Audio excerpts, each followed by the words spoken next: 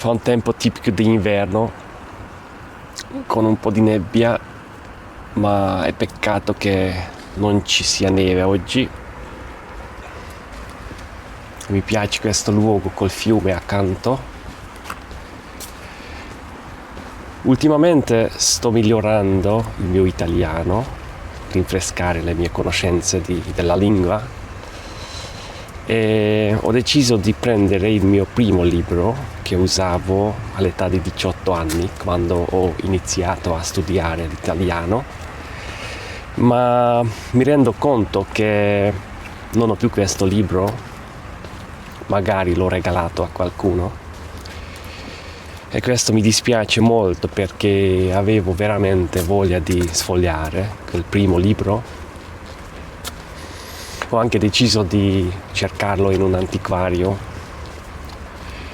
ma potete chiedervi perché ho bisogno di un libro che usavo 20 anni fa, considerando che io non sono più principiante.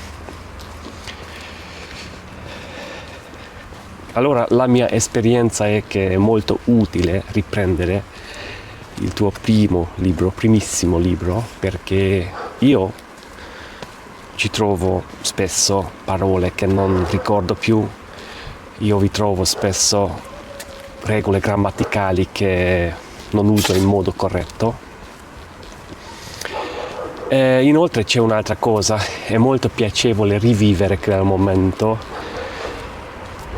tornare al passato, perché mi vengono in mente ricordi legati a quel periodo. Mi ricordo cosa facevo, dove ero in vacanza, che amici incontravo, eccetera. E questo rende l'apprendimento molto gradevole. Perciò preferisco usare il mio primo libro rispetto a qualsiasi altro libro che non conosco.